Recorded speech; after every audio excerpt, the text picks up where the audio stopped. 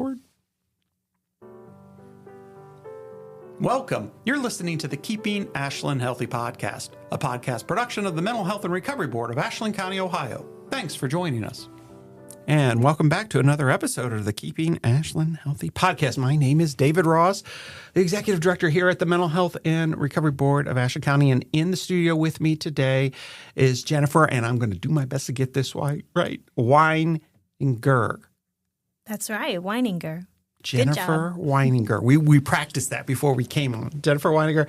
She's the Director of International Student Services over at Ashland University. And I had asked Jennifer, first I want to say welcome. Thank you for joining me on this program. I am excited for the community to know more about what is going on the campus, particularly in your area, and how you support our international students. I would hazard the guess that, a normal resident here in the county may not know, the extent, the scope, the diversity of international students that we have. So I'm hoping we can get into all that, as well as maybe some of the mental and emotional kinds of aspects to some of the work that you do or some of the things that they experience. But before we do all that, Jennifer, could we talk just a little bit about, your role and maybe how you got started at AU? Because I'm curious about that story. Sure. Well, thank you for having me today. Absolutely. And it's a privilege to tell you about the international students because they're fabulous. Yes. And, I lived in China for about 10 years, and from when I was 24 to 34. Okay. And during that time, I experienced a lot of things that the international students here experience. Oh, just from a perspective of an American being over in China. Right. Okay. So I didn't speak the language when I first got there, and I couldn't read. I still can't read, Chinese. So I experienced what it was like to walk down the road. Right. And at first I would think that they would have pedicab drivers near the subway stations, and I would walk down to the subway station every day to go to work. And one of the pedicab drivers would holler at me. Yeah. And every day I thought that he was making fun of me because I was an American. And I was young. Yeah. I thought I was all grown up. But then when I got to that country and I realized that I can't talk, I can't count the money, and I can't understand anything anybody says to me, I just felt like I was about 5 years old. Sure. So there I was going down to the subway station, and the pedicab guy saying whatever he says to me. and I was frightened. I thought they were making fun of me. Uh-huh. And then as I began to learn the language, I realized he was being kind. He was saying, "Hey, you look prettier today than you did yesterday." And it's like, "Oh, okay, I can handle that."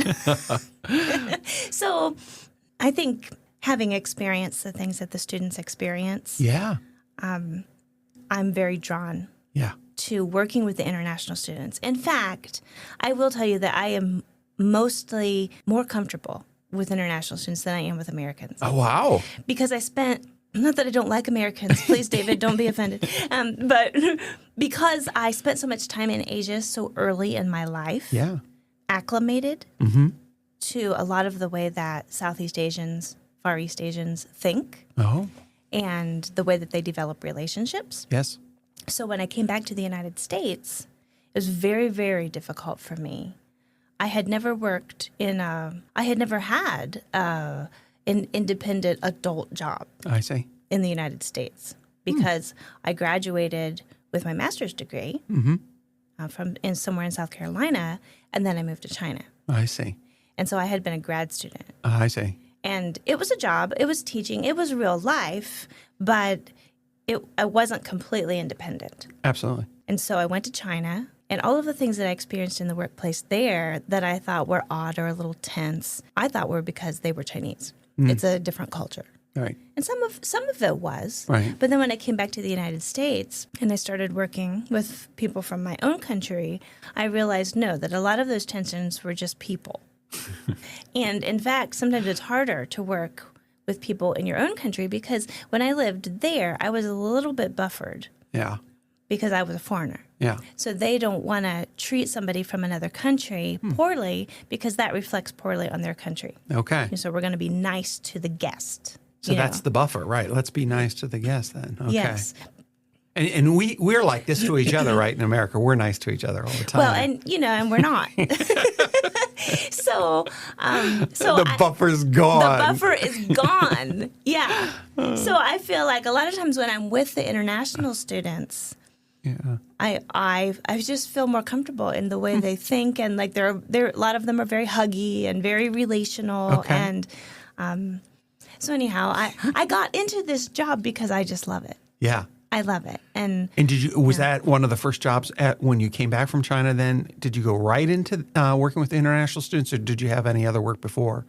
I lived in Texas for 1 year, and I taught at a charter school. Okay. There were a lot of international students there, as you might imagine. Yeah. But I wasn't specifically working just for international populations. Mm-hmm. And then tell me a little bit about AU. Was that a program that was already here that you stepped into, or did you help kind of grow it or create it? I wasn't sure about the history of international student program that you're, now the director of. Oh, well, I started out in the Access program, which is the English as a Second Language program on campus. And at the moment, it is paused, or it's stopped. It's actually closed, if you want to be technical about it. But I have high hopes that it will come back someday. Okay. Right now, it's difficult for international students to get their visas to come to study language. Okay. But I trained as an English teacher. I went to China to be an English teacher. And so when I came back and I was looking for a job in the area, I was able to get a part-time job teaching English at the Access program. Okay. And, excuse me, I did that for 7 years. And then I got married and had a little pause with that job. And then about a year later, I came back to the Access program as the director. And then I did that for, I can't quite remember all the years, but I did it for some years. And then I ended up directing both the Access program and the International Student Services when my good colleague who was doing International Student Services moved over to the College of Worcester, where he is right now.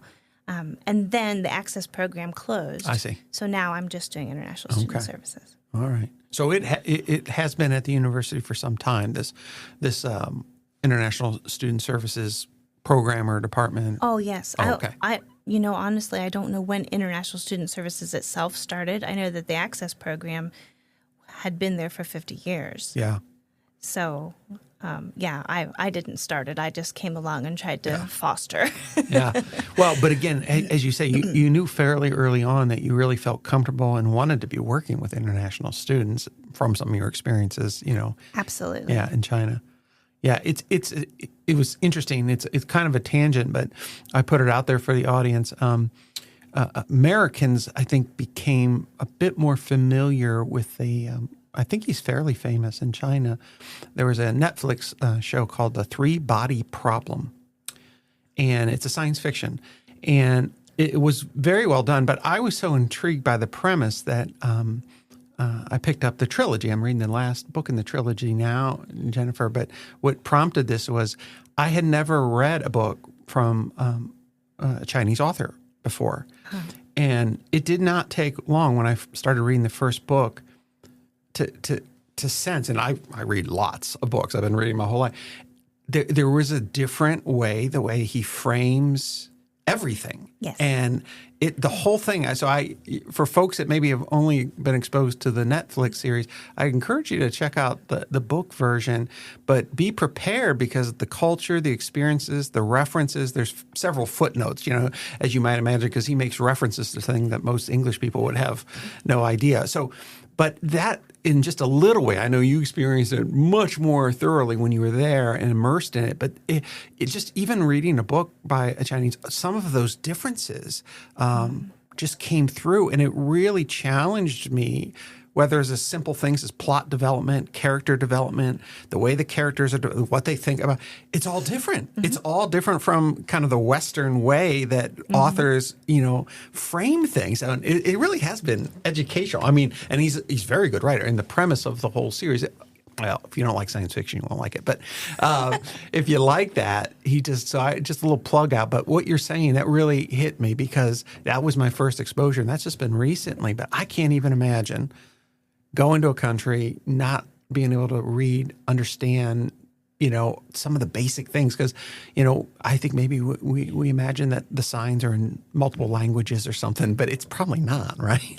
Well, I think in Beijing, sometimes they have English in major places, but not always. By and large, yeah. No, most of the time they might have it in pinyin, which is the Arabic letters that represent Chinese, but you have to know the word, in order for you to know what road that is. Right. So, and again, I think all of us can. Think about Ashland County. How many signs do we have in different languages in it? We don't. So we could imagine. So you're doing the work with the students. So I wanted to just get some of your impressions. And you've been for how long have you been the director there?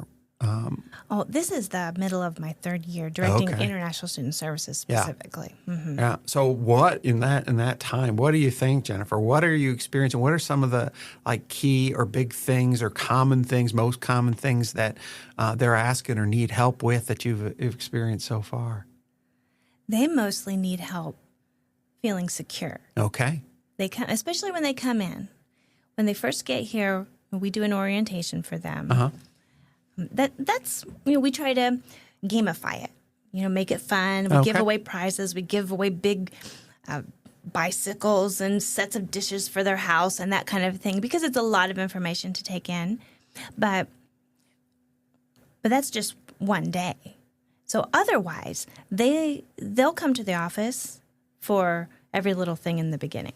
Okay. Which is great. Right. Because then you get to develop a relationship with them.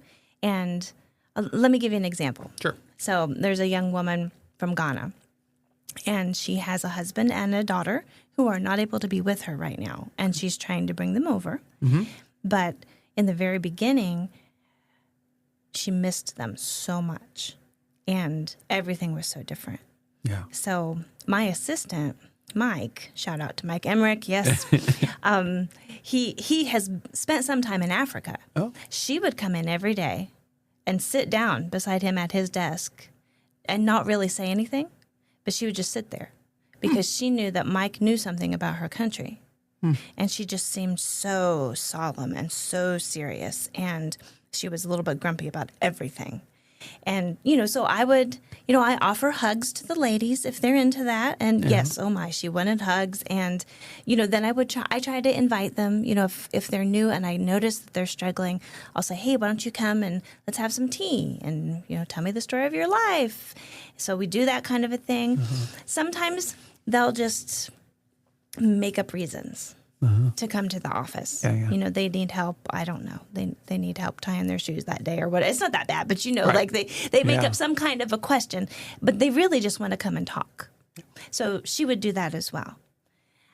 But then the beautiful thing is, as they become more independent, they make friends, they find somewhere nice to live, they get into their classes, they start to understand a little bit more about how American culture works, they start to relax. Then I don't see them as much. Okay. And of course, that's sad for me because I love seeing them, but it makes me feel confident. Yeah. So this semester, when that young lady comes into my office, she comes running in and she practically tackles me against the wall, giving me a hug. That's great. But she doesn't need me right now. Yeah. We have a good relationship, and when she comes, it's friendship, it's fellowship. Yeah. But it's not, I'm going to die because I'm so lonely. Aww. Well, again, and I told you before we started that I had watched your TEDx video and used that expression. I don't know if it was in the video or some other written material about courageous connections. And I love that because, that it does take some courage and risking when you're, maybe in unfamiliar territory. And that could be whether it's in another country or just a new job or a new relationship for all that, but for that young lady and other students, to be courageous and to try to start that connection, whether that's opening up the door. I remember that video. You thought terrible things were outside that door, but in fact, it wasn't as bad as you thought. But yeah, talk a little bit about, encouraging folks to help them be willing to be courageous and connect somehow when they're on campus. Oh, sure. Yes. Well, one way we do that, we have a program that's called Friendships Beyond Borders. Friendships Beyond Borders. Yes. And Mike, the assistant I just messaged, he runs that. Okay. And so individuals or families from the community who are interested in supporting an international student, can pair with a student or two. Okay. And then they can do things like meet them for coffee or talk to them on the phone Excellent. or invite them to their home for dinner. It's not a huge commitment. Right. Really, the support that they need is friendship. Yeah. You know, people are always wanting to have a huge cookout at their house and invite 50 people. And I'm like, well, that's great. But what the students really need is a one-on-one friendship. Yeah. They need someone to listen to them. They need somebody that, like if they need to run to the doctor and they don't have anybody else to take them, there is somebody in the community who is their person. Yep. And so I advocate for this all the time. Mm-hmm. And that really is my goal as much as I can. I can't, you know, we have 175 students right now. 175 international? We do. Okay. So I can't be the only person Sure. taking care of them. So we try to reach out to the community and ask them to come alongside and to partner with us so that as many international students as want Right. a family or a friend of some sort, that they can have that kind of a relationship. Yeah. But in my day-to-day work, that's what my goal is. Sure. Is, you know, I am married. I don't have children. So I have all of this bandwidth, Yeah. you know, and people might have different opinions on whether you treat your students like your children, you know, but in my mind, I think if I were somebody's mother and they were in a foreign country, how would I want other people to treat them? Yeah. You know, so when they come in, it's important to listen to whatever it is that's going on Yeah. so that they feel heard, Right. they know they're important, and they know it's going to be okay. Yeah. Well, that reminds me of something we were just talking off air about. I don't know if you're still comfortable sharing about, because when you were in China, didn't somebody kind of adopt you, if you will? Oh, yes. Yes, her name is Wu Meisheng. Yeah. And she's older than my parents, but her daughter was a year younger than me. Yeah. And she taught at the same school where I was teaching. Yeah. And, of course, I was 24. 24. And, you know, that was back early 2000s, the year 2000, in fact. We were still wearing jean jumper dresses, you know? Well, the fashions do change radically. Fashions do change, yes. I can't keep up. And, you know, and I was 24 and I probably looked like I was 18. I just was still a little girl. But she came over to my classroom one day after I was done teaching and just started to talk to me. Uh-huh. And I was a little bit freaked out because I didn't know who she was. I didn't know why she was paying so much attention to me. And she said that we were going to be friends. And did I have a bicycle?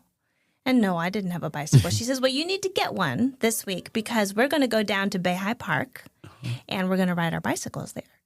And I was a little bit terrified because I hadn't ever ridden my bicycle to a destination. You know how in America we just ride our bicycles for exercise or for fun. No, it's transportation in China. Yeah.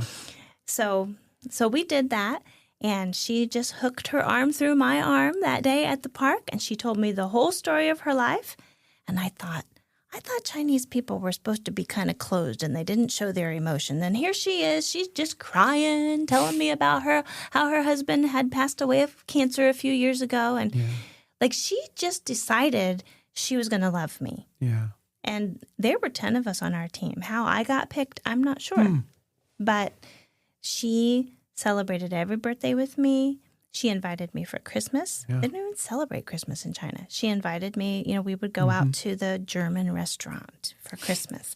And we would go out to eat about once a week. Then she, you know, I am a Christian person, so her daughter was interested in learning about the Bible. So I would teach Bible lessons to her daughter on Saturdays. Yeah. And then Meisheng would cook lunch for us. Yeah. And so I learned a little. I'm not a very good Chinese food cook, but I know a little bit about home cooking style just Sure. because I stood at her elbow and watched her do that. And unfortunately, I'm not in contact with her anymore because of different things with my phone. But I would say of all the people in my life, like outside of my own mother and father, she has had the greatest influence because she just decided I am going to protect this little American girl who has come to my country. And I can't imagine how that changed your entire experience when you were in China, her doing that. Yeah. I think I learned way more about the culture than my teammates did because she would, when I couldn't speak Chinese yet, she would take me to outings with her friends, and we would be sitting in a private restaurant room. You can rent little rooms at the restaurants, and then it would have a big circular table with that lovely lazy Susan where all the They dishes. have those big they ones. do. I like those big ones. Yeah, and you spin it all around. You take what you want. Making me hungry. But they would have 3 stories going on at the same time. People sitting across from each other, they would stand up and flail their arms, and they're shouting and laughing and telling these stories. And I was just sitting there thinking, oh, I wish I could understand. Yeah. Because they're telling stories from long ago, maybe during the Cultural Revolution, when they were young. They've known each other for forever. It sounds like there was a lot of emotion and acting out, which I wouldn't have thought. But. Oh, yeah, I know. Totally different from what we've been told. Yeah. I think that they don't show their emotion is maybe when they're doing business. Okay. Chinese are very emotional people, and they don't mind showing you. But those experiences, when she would take me into people's homes, and I just got to see so much and learn about how the culture actually works. And it kind of unraveled some of those misconceptions that we have about, Chinese politics and Chinese culture. Sure. So they're not the same thing at all. Because most of us just know Xi Jinping, right? And that stone face, that no smile, that's just like he epitomizes, I think, what a lot of us think. That's how the Chinese are, and it's very good to remember. No, not at all. That's the political face. Yes. And I know I had a good friend tell me one time, because I gave a T-shirt to somebody that had masks of Chinese opera on it. Oh. You can't get much more cultural than Chinese opera.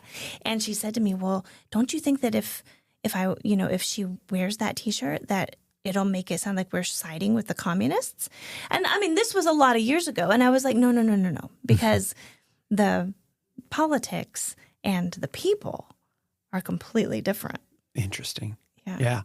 We'd have to have a whole other podcast on that. But one of the things I told you I was going to ask about, just from the perspective of mental health and recovery, is I don't want to make assumptions about the folks coming in from these international students, but I am curious about, do they come in with different conceptions on what mental health is or wellness is, and do they get exposed to our Western ideas? I mean, the audience will know I rail against the traditional medical model orientation of a pill for any ill kind of culture that is prevalent, unfortunately, in this country, although there are more and more folks pushing back against that. But I don't want to assume that other cultures are like that, because I know they're not. So I just wonder about that kind of disconnect between maybe what they're exposed to or what they experience versus what they're coming from. If you have any insights on that, I think the audience would be interested. Oh, sure.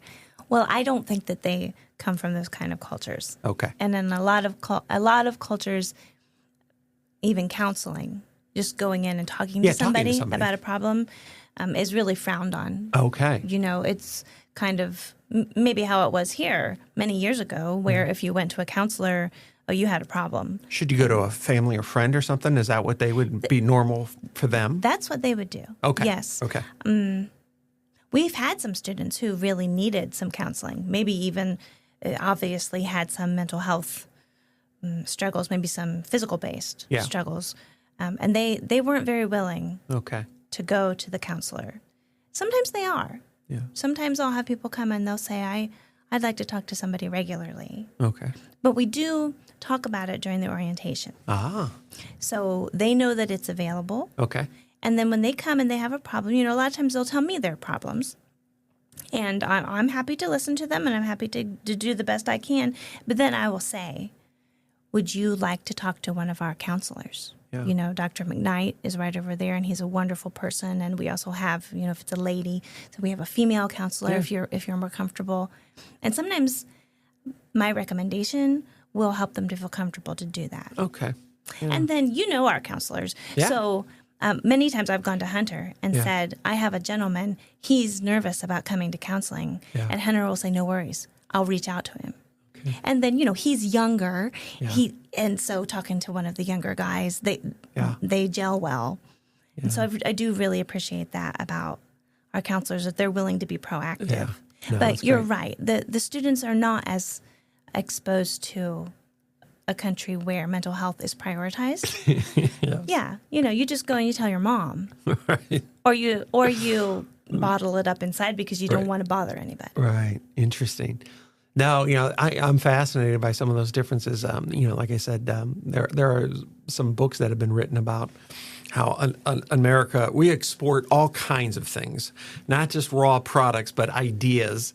And one of the ideas we've exported and unfortunately infected a lot of cultures is this medicalization of grief or sadness or anxiety or struggle, right? And again, a lot of the cultures, thankfully, have been able to resist that. Mm-hmm. But some of them, have succumbed to it and say, well, if that's how it's done in America, perhaps we should lean into that ourselves. So I'm glad that you're taking a balanced approach and not shuffling.